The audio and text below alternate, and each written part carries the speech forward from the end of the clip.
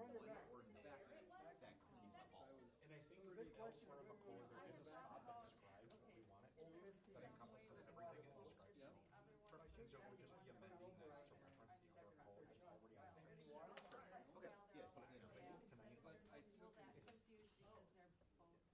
yeah, Oh, no, that's 15, good. I took an 8. You see what I'm I took an saying? 8 on Put it down 15. red, white. I put it, But we do need. 100 yards off 15, and then shanked one into the woods. And then I played, I laid up, and then Do we want I to was do able to that? do I it. know we got it in September. And then, well, I did the first one, I had 7, so I had a triple and a quad, not to mention I had 40 bucks, so I was. You were on fire the rest of it. I was, my father-in-law, who's a much better golfer than I am, I beat him, and it's maybe like the second or third time. I was gonna take a picture, but then it was He's just like, the. I'm going another 9, you're going, I'm going. No, hey, we're agreed tonight, that's it. I said, you The go winner ahead. always walks I off. said, you go ahead, I gotta go. There's that Starbucks right there, yeah. Oh, you sure? Speaking to you. I'm doing all right, how are you? Great, thank you. Better idea of where we should, because we want to put it next to the. Shut off my mic yet, so that's a good thing.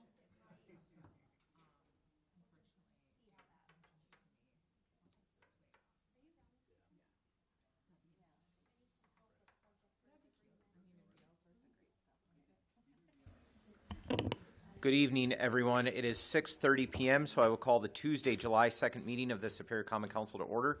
Please rise for the Pledge of Allegiance.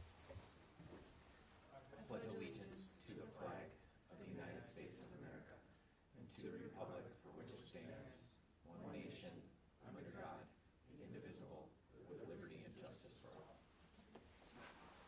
Will the clerk please call the roll? Councillor Ledeen, Who's absent? Councillor Mansickle, Councillor Moffett, Councillor Sweeney, Councillor Fennessy, Councillor Elm, Vice President Ludwig, Councillor Herrick, Councillor Johnson, and President Grasky. We have a quorum. Item 3.1 is a public hearing on the approval of a resolution amending and approving the 2024 Community Development Block Grant Action Plan budget, authorizing staff to submit plan to the U.S. Department of Housing and Urban Development. Is there objection to opening the public hearing? If not, the public hearing is open. This is specifically a public hearing regarding the CDBG action plan. Would anybody like to speak in this public hearing? Would anybody like to speak in the public hearing? Would anybody like to speak to the 2024 Community Development Block Grant Action Plan budget? Hearing none, I will entertain a motion to close the public hearing and approve the resolution. Motion is by Councillor Fennessy, second by Councillor Herrick. Is there discussion? Hearing none, all those in favor, please signify by saying aye. Aye. Those opposed say no. Motion carries. Item 4.1 is the approval of the June 18th, 2024 regular council meeting minutes. Motion by Councillor Herrick, second by Councillor Johnson. Is there discussion? Hearing none, all those in favor, please signify by saying aye. Aye. Those opposed say no. Motion carries. Item 6.1, report from Mayor Payne. Just a couple of items, councillors. The slow part of summer has ended, and after the 4th of July holiday, we are going to begin working on budgets very quickly. That always starts with a lot of communication to try and shape the broader interests in the budget.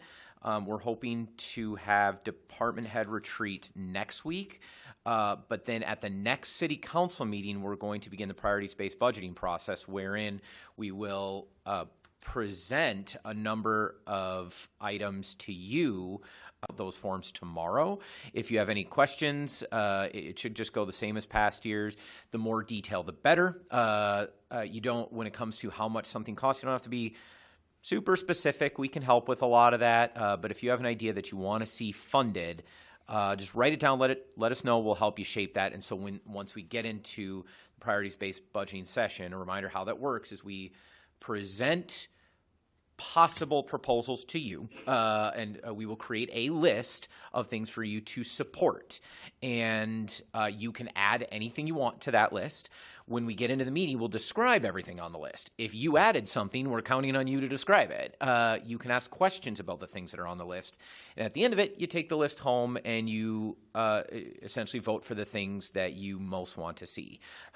We could be looking at changes, as I promised last year. I still have to go back and look at my notes to see what we're going to change there, so that the budget's a bit more comprehensive. We're not caught up necessarily between general fund and CIP, but we'll see how that shakes out.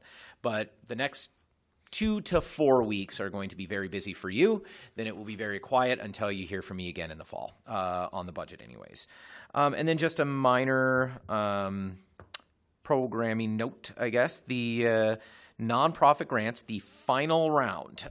We are releasing those. We'll put out a press release this week announcing. We already actually have several grant applications. We will accept those, but we're going to put out one final press release for nonprofit grants due at the end of July, July 31st. At which point, again, this whole process belongs to you, so you can feel free to change it as we go. But what I'm going to do is take those. We had a small ad hoc committee. We're going to review them. It will be a much tougher process, so we'll use the same criteria that we've used for the previous 2 rounds. If you meet either the criteria from either, you'll be eligible. However, we're also going to prioritize organizations that have not received a grant before, and failing that, we're going to look at what serves the largest amount of people. Because this is going to be a much more challenging process, I can already tell you we don't have enough money to fund all of the grants. So this will be quite a bit more selective. I'm going to make some recommendations to you, but you are going to be in a bit of a tough spot to have to choose, because while I will have recommendations, you're going to see all of the grant applications on there, and so you may have to move some stuff around if you don't like the recommendations that I have made. It sounds. What's that? No, I'm going to present them to council. And if council wants to send them to finance, we can do that. But I think we'll be able to sort it out in council. It's challenging, but I've done it before, and I think we'll and look, if you want to change the process in early August, we can do that too. But I need to close the grant process first and foremost, and make you some recommendations, and we got to spend this money. So any questions on that? Councilor Fennessy. How much money is left in that fund? Oh, I forget off the top of my head. It's around 30,000, it's not a lot of money. Yeah. Okay, thanks. I thought it was more than that. Okay. No, that's really Any other questions? Okay, then I will move into, we have several appointments tonight. Item 6.2 is to confirm Jacob Bunt as Facilities Maintenance and Construction Superintendent. Motions by Councilor Fennessy, second by Councilor Grasky. I would just note, councilors, this was a very fun interview process. We interviewed, I think, 6 people in one day, and I always look for unanimity. There's a 4-member interview panel. This was clearly unanimous. Mr. Bunt is extremely well qualified, and I think we're very lucky to get him working for the city of Superior, and I'm excited to start doing this work. I'd give him a minute to breathe once he comes on, but then feel free to set up a meeting. Any further discussion or questions? Hearing none, all those in favor of his appointment, please signify by saying aye. Aye. Those opposed say no. The motion carries. Item 6.3 is committee appointment recommendations. First, to the Planning Commission, appoint Lynn Woolwind for a 3-year term expiring June 2027. Motion to approve. Second. Motions by Councilor Moffett, second by Councilor Johnson. Is there discussion? Hearing none, all those in favor, please signify by saying aye. Aye. Those opposed say no. Motion carries. Second is to the Superior Housing Authority to appoint Council President Lindsay Grasky for a 5-year term expiring June 2029. Motion is by Councilor Ludwig, second by Councilor Elm. Is there discussion? Hearing none, all those in favor, please signify by saying aye. Aye. Those opposed say no. Motion carries. And to the Superior Housing Authority, appoint Joseph Stensled for a 5-year term expiring June 2029. Motion is by Councilor Ludwig, second by Councilor Johnson. I want to note, councilors, that Mr. Stensland will fill the resident seat on the Housing Authority. It's a statutory requirement. So if there's no objection, I will add that to the minutes that he's appointed to the resident seat of the Superior Housing Authority. Are there any other questions or discussion? Hearing none, all those in favor, please signify by saying aye. Those opposed say no. The motion carries. Thank you, councilors. Item 7.5 is the business of the Public Safety Committee with a meeting held on June 20th. Is there a report from the chair? Do you have a vice chair? Nothing? Then there isn't. You want to read the recommendation? The recommendation is to approve the acceptance of the grant from the state of Wisconsin to purchase a mobile vehicle barrier system and enclosed trailer from Advanced Security Technology in the amount of $129,983. Motion's by Councilor Elm, second by Councilor Johnson. Is there discussion? Hearing none. All those in favor, please signify by saying aye. Those opposed say no. The motion carries. Item 8.1.1 is the business of the Plan Commission with a meeting held on June 19th. Is there a report from the chair? There is. This was a long and fun meeting of the Plan Commission. As you can see, there were a lot of recommendations, the vast majority of them grants. We have the second year of the Scenery and Home Landscape pilot program that was introduced by Councilor Van Sickle now a little over a year ago. So this is the second round and will exhaust our funding for the program. So after this, we will have one final year where these applicants will have their properties, assuming you award them, they will have their properties maintained. And next year or later this year, we will also have to entertain a discussion about if we want to continue this, and if so, for how much money. What I can say is it remains very popular. We have we still have a very long list of applicants from the first round, and many of them attended the Plan Commission. We also have a nice diverse batch of small business grants. We had some discussion. It's common, but the small business grant program is still relatively young, and it certainly hasn't had anything that I would describe as problems because it's been very successful. We've awarded a great deal of money to a lot of small businesses, but it does require some review. Again, we review it at least once a year, and I think we talked about doing that in the fall around the time of our third quarter awards for that program. So again, if you're interested in that, I invite you every year, please come to the Plan Commission for that discussion, again, likely in September or October, but I'll notice you again. We have another vacant to value award. That program is going very well. We're almost out of vacant to value properties. This one is in the Midtown area. And then the first item is our ordinance to change the zoning code to largely create a moratorium around smoke and vape shops. The effect of it would be that essentially no new shops would be able to open in the city of Superior. Quite a bit of conversation around there. Some minor amendments to make certain requirements retroactive, namely around signage, but this would not affect any existing stores. That's the gist of that ordinance, but we can talk more about that once we get to that item, which, unless there are questions, is now. All right, that first recommendation is to approve an ordinance approving an amendment to City Code Chapter 122 Zoning, Article 5 Special Uses. Motion to approve. Second. Motion is by Councilor Johnson, second by Councilor Moffett. Councilors, we have some public comment. So I will invite first Alton Morrissey up to the podium to address the council. How this works is the members of the public speaking in public comment have exactly 3 minutes, no more. That time limit is rigorously enforced, so I'll give you a 30-second warning, and then I'll ask you to step down at exactly 3 minutes. I have 2 folks signed up. However, if after our 2 speakers have spoken, if they've inspired anybody else to come up and speak, I'll call for that too. You don't actually have to be signed up, but we will ask, if you're not signed up, to give us your name and address. So, Alton Morrissey, please. All right, I'd like to thank you first thing, but my big thing is I'd like you to think of the youth in this situation, whereas there's a lot of older people that are addicted to these chemicals, but we can't really do much to help them unless they want to be helped. But there should never, ever be someone at the age of 12 being addicted and potentially ruining their lifespan and being hospitalized at the age of 18 with popcorn lung or other similar diseases or ailments. That should never happen. and a lot of that is coming from these shops. Older. Next is Bethany Rowe.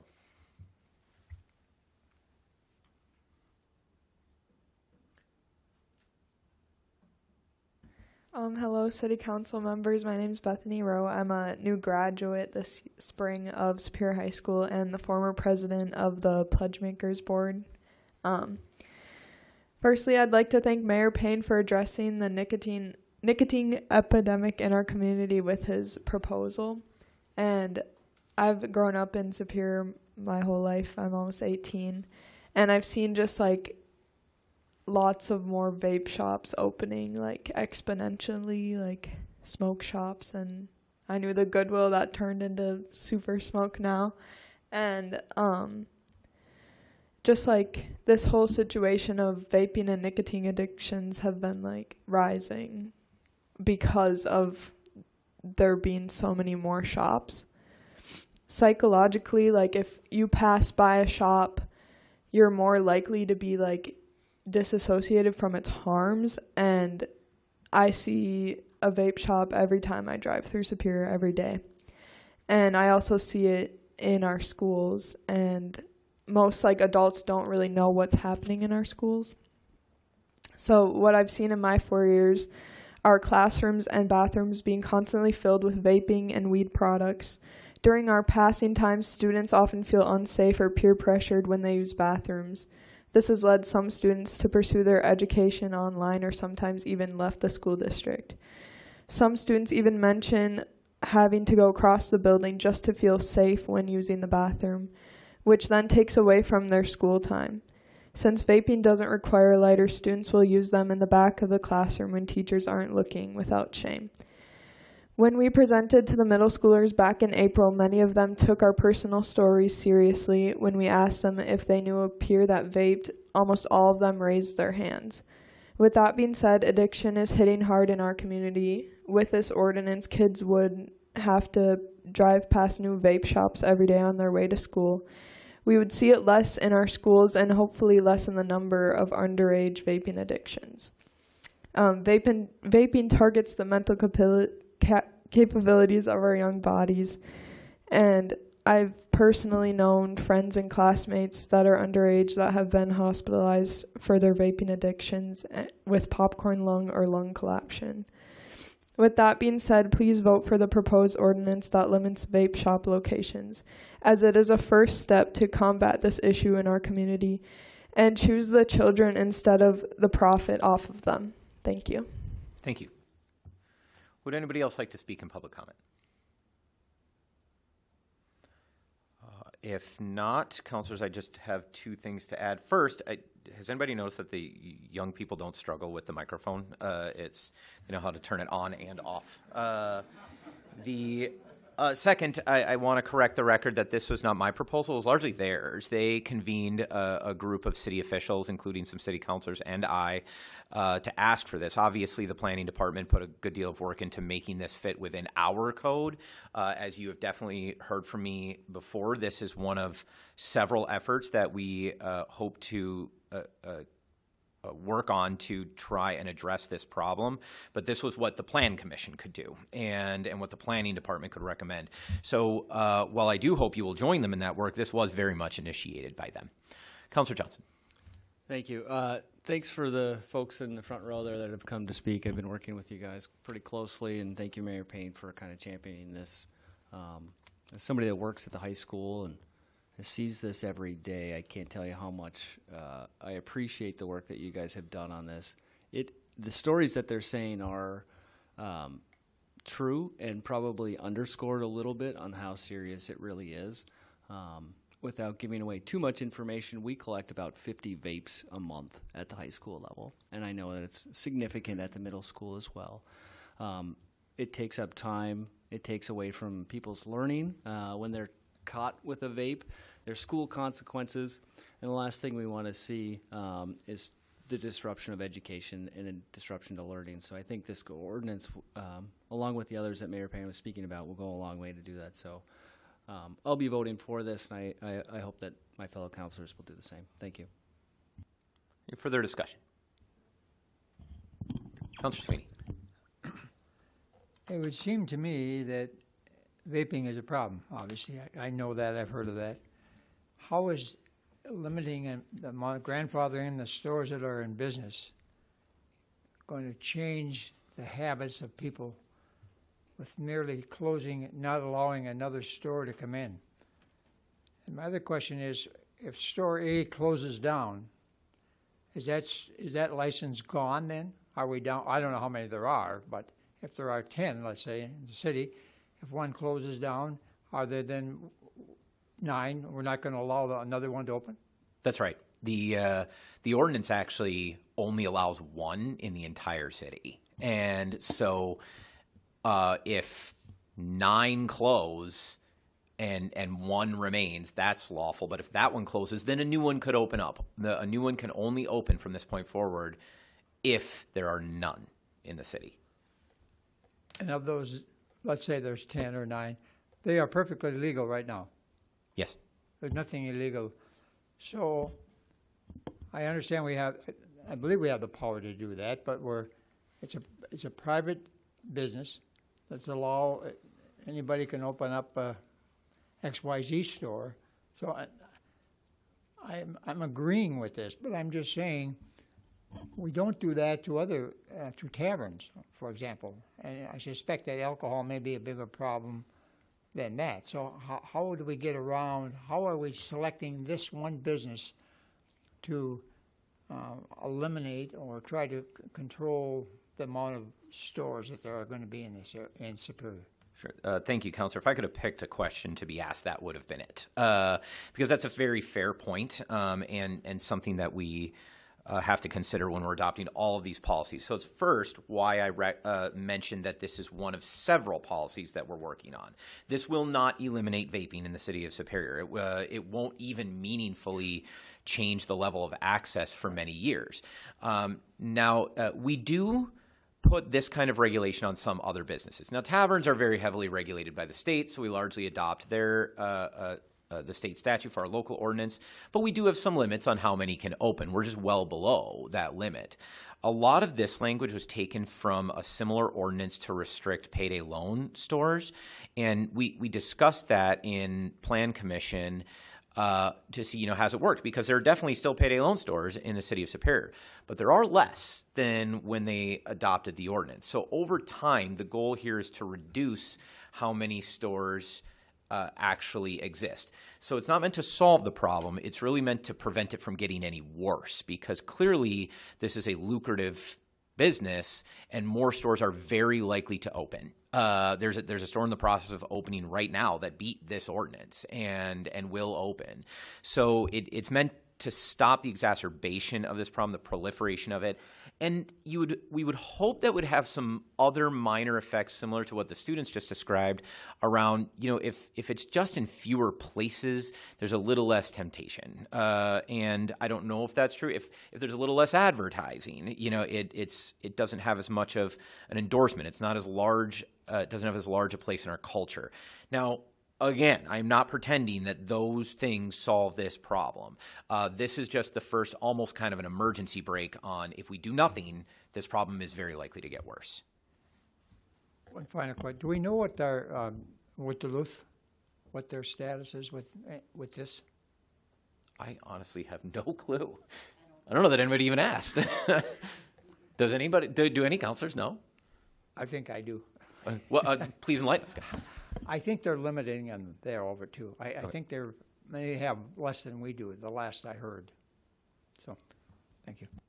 It's not a race I want to be winning. Okay. Any further discussion? Councillor Van Sickle. Thank you, Mayor. I also want to say thank you. And, in the last couple of years, we've had high school students approach this council with murals and art projects and, accepted appointments on boards and commissions as high schoolers. We've had high schoolers propose stop signs, concerned about the speed of traffic in their neighborhood, and now this. So I just want to say how impressed I am by that, and to just keep your foot on this gas because this council will change over the years. So keep an eye on that. I just wanted to say thank you. If I could ask a question, there is some criticism that this isn't going to stop anybody from vaping, or that the city council should leave it up to the parents. Is there a response either from Director McCone or Mayor Payne? I mean, the city is in the public safety business, and we regulate dangerous substances all the time. As Councilor Sweeney pointed out, we regulate alcohol. We have already been regulating tobacco very, very lightly, but we do. So where a substance, a device, something has a clear impact on the community, and it has some evidence of going beyond mere choice, then I think government has an obligation to step in. These are addictive substances that are very aggressively marketed. As the students pointed out, they are being children that do not have all of the ability to make responsible choices are being subjected to it in a number of ways, partially from marketing, but also from their peers. I absolutely wish parents could solve this problem. And I wish that every parent in the city was the most responsible parent in the world. It's not true. And just because parents do have a responsibility to protect their children, that doesn't mean we don't as well. So we should fill in. We do public safety, we do development, we do zoning, we do land use, and we do some of these basic regulations like who can do what where. It's just part of living in a city. And so that's my broad answer, but I do think we have a responsibility to act, yes.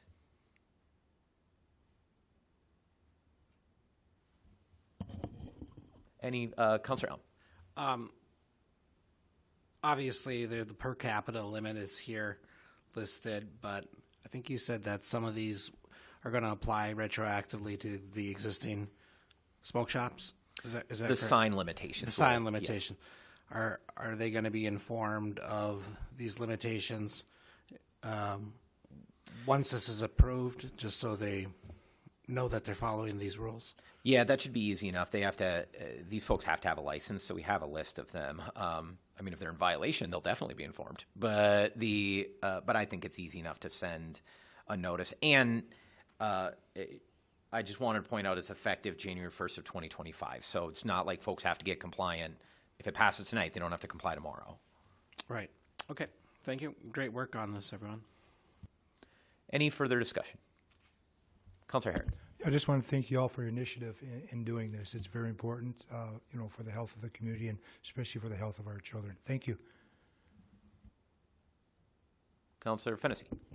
Where you said it's not effective until January 1st of 2025, and you also said that there was one that got in just before this. Is that same thing? Is that going to open it up for new shops between now and January 1st? No, sorry, the sign limitation is not effective till January 1st. Oh, that's the only part. Right. Okay, thank you.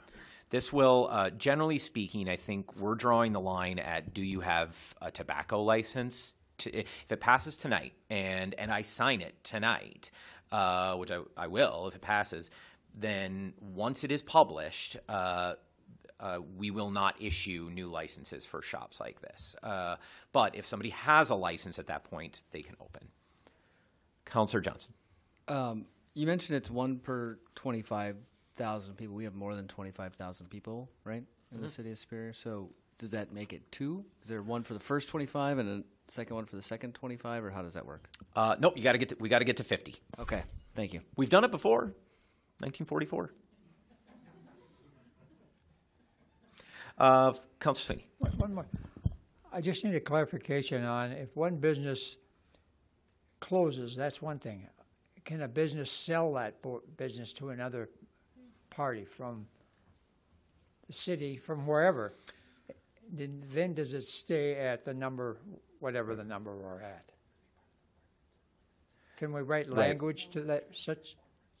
So right now, yes, the license could be transferred, or it's at least gray enough that we would have to have some serious conversation. So the clerk winced at that. So no, I guess, but it's not super clear to me in ordinance. However, that is one of the next policies that is going to license and fees next week. So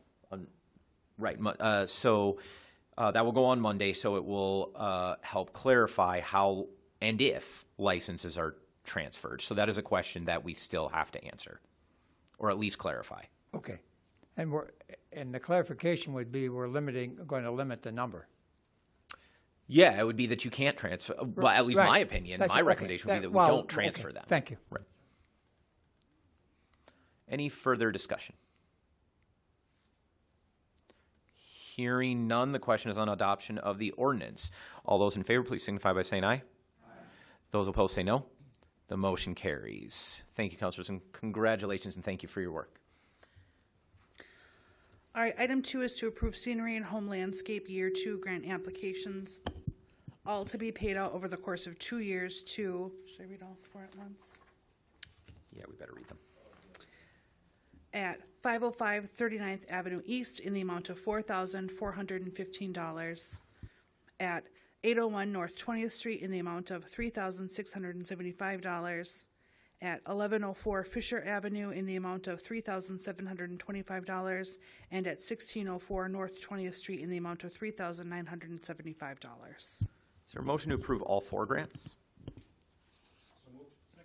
Motion is by Councilor Moffitt, second by Councilor Elm, to approve all 4 grants. Is there discussion? Councilor Grasky. Can we change item 3 to 1102 Fisher, please, not 1104, just so we don't landscape the wrong house? Is that It's 1102 okay? Fisher. Is there objection to using the correct address? No. Okay. Thank you very much, Councilor Hare. Yeah, just one question. Is it possible, once these projects are done, to send us, those pictures? We see the before pictures. I'd love to see the after pictures. Yes, we can put a report together. Right. I think we have quite a few pictures of at least last year's. All right, great. Sure. That'd be great. Thank you. Of course. Councilor Van Sickle. I just wanted to thank the Plan Commission for their work on this in helping me develop some of the parameters around ensuring that plantings that would attract pollinators were included. Yesterday I went and visited some of the selected homeowners here and took some of those before pictures because Mary's really quick, and if I don't do it right away, she'll get there pretty fast. Also, just thanks to the planning staff who worked with all of these homeowners to have their plans put together. Each one is individualized, and it is beautiful, it is beneficial, and I think it's a really smart investment with our residents. But I also just want to point out how important it is to try to deploy solutions for dynamic problems. So, one policy that Public Works has also taken up is just the incremental infrastructure around homeowners specifically, in making sure that we are really deploying our resources with just a little more specificity, focused more directly on homeowners and solving problems rather than accommodating them. So in combination, it might not, or on its own, it might not seem like much, but however we slow down that runoff so it has a minute just to sit and attenuate is really important in combination with some of those infrastructure under the street that we don't always see, but just seem to be much more aware of. So I just wanted to thank the Plan Commission for taking it seriously and making this investment and seeing it through. So I wanted to say that I have created an assessment sheet, and I interviewed all of the recipients from last year. They have now had all of their maintenance visits, and just asking for their feedback in how we did and how we can maybe tighten up the process or just make it a smoother experience if it's something that we can move forward. So conducting some of that work and getting those pictures together as well. Thank you. Any further discussion? Hearing none, the motion is to approve all 4 grants. All those in favor, please signify by saying aye. Aye.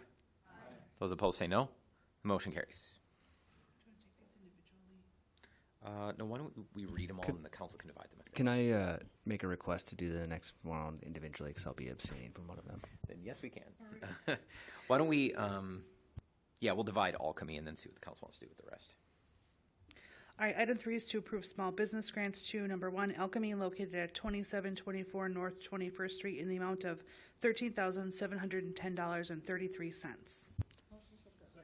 Motion by Councilor Grasky, second by Councilor Elm. At his request, Councilor Johnson will be abstaining from this. Will be abstaining. The minutes will reflect his abstention. Any discussion on the grant for alchemy? Hearing none, all those in favor, please signify by saying aye. Those opposed say no. The motion carries. Item 2 is for Captain Jay's Miniature Golf, located at 100 Marina Drive in the amount of $11,505.80.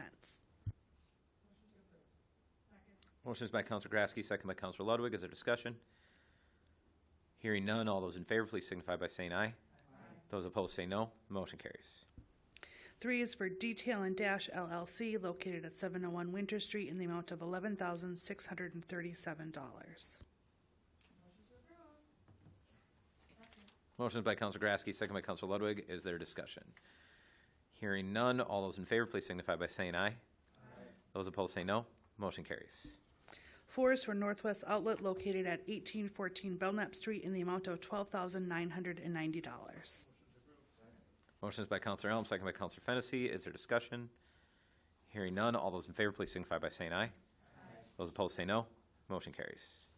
And 5 is for Outdoor North, located at 1314 Ogden Avenue in the amount of $14,718.02. Motion is by Councilor Johnson, second by Councilor Fennessy. Is there discussion? Hearing none, all those in favor, please signify by saying aye. Aye. Those opposed say no. Motion carries. Item 4 is to approve the request to waive the land sale process and approve Bashan Group's application to the vacant to value new construction program for the property located at 2640 John Avenue. Motion is by Councilor Fennessy, second by Councilor Grasky. Is there discussion? Hearing none, all those in favor, please signify by saying aye. Aye. Those opposed say no. Motion carries. And moving on to reports without recommendations, at this time, are there any further committee or commission reports to be made? Hearing none, we'll move to new business. Item 10.1, I'm recommending approval of miscellaneous licenses. Motion is by Councilor Herrick, second by Councilor Elm. Is there discussion? Hearing none, all those in favor, please signify by saying aye. Aye. Those opposed say no. Motion carries. Item 10.2, City Attorney Prell is recommending the approval of a resolution authorizing the City of Superior to enter into an agreement to settle ongoing opioid litigation with Kroger Company and agree to the terms of the Amendment 2 of the MOU allocating settlement proceeds. Motion is by Councilor Grasky, second by Councilor Herrick. Is there discussion? Councilor Sweeney. Raga, what is the schedule of payments? Is it over a period of years or is it a lump sum? The payments will be scheduled over a period of 11 years, is my understanding. Thank you. Further discussion? Hearing none, all those in favor of approving the resolution, please signify by saying aye. Aye.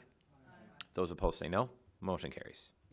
10.3, Economic Development Planning and Port Director Cirque is recommending approval of an agreement with RenWorks LLC for the General Mills construction project in the amount of $684,339.75.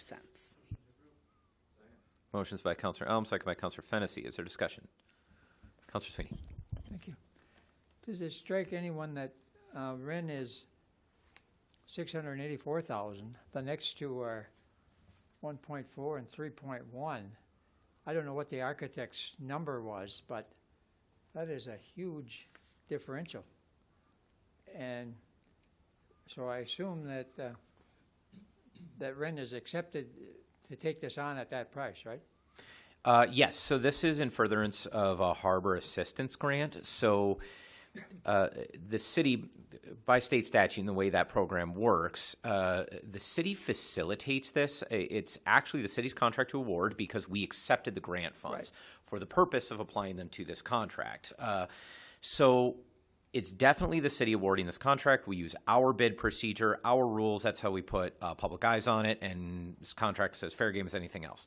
The reason I give that big caveat is, or a big description, is because realistically, this is a contract between RenWorks and General Mills. It is their dock at the expiration of the Harbor Assistance Grant terms, which is a long time from now, like 25 years, I believe.